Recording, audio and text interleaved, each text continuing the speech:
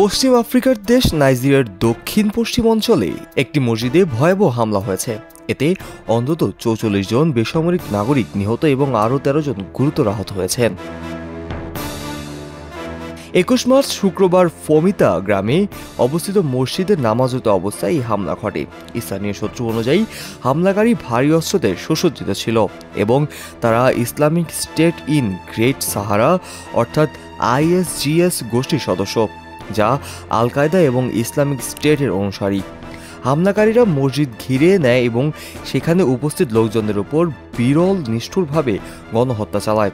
এই হামলার পর তারা স্থানীয় বাজার এবং কিছু বাড়িঘরে আগুন ধরিয়ে দিয়ে পালিয়ে যায়।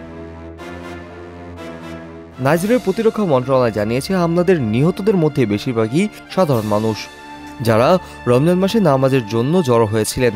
মন্ত্রণালয় আরও জানিয়েছে যে ঘটনাস্থলে মোতায়েন সেনারা নিহতদের সংখ্যা নিশ্চিত করেছে এবং আহতদের চিকিৎসার ব্যবস্থা করা হয়েছে।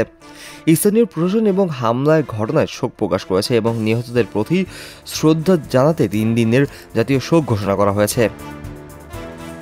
এই হামলার ঘটনায় একটি বড় নিরাপত্তা সংকটের পরিপ্রেক্ষিতে ঘটেছে, যা পশ্চিম আফ্রিকার সাহেল অঞ্চলে ব্যাপক সহিংসতা সৃষ্টি করেছে। ২০১২ সালের মালির ইসলামপন্থী বিদ্রোহীরা দেশটির উত্তরাঞ্চলের একটি গুরুত্বপূর্ণ ভূখণ্ড দখল করার পর এ অঞ্চলে জঙ্গিদের কার্যকলাপ ব্যাপকভাবে বৃদ্ধি পায়। এরপর বুর্কিনা ফাসো, নাইজার এবং অন্যান্য প্রতিবেশী দেশগুলো সহিংসতায় ছড়িয়ে পড়ে।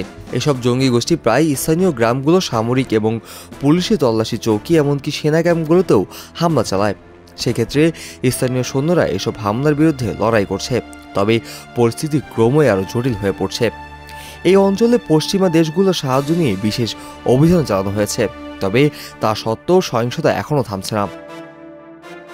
নাইজারের এই হামলায় দেশটির নাগরিকদের জন্য একটা বড় বিপর্যয় এবং আরও সহিংসতার সংখ্যা তৈরি হয়েছে। এই হামলার ফলে অঞ্চলটির মানুষদের মধ্যে গভীর উদ্বেগ এবং শোকের সৃষ্টি হয়েছে, আর পশ্চিম আফ্রিকার সার্বিক নিরাপত্তা পরিস্থিতি নিয়ে আন্তর্জাতিক উদ্বেগ আরও বাড়ছে। কাজী মোহাম্মদ আরাফাত, খবরের কাগজ।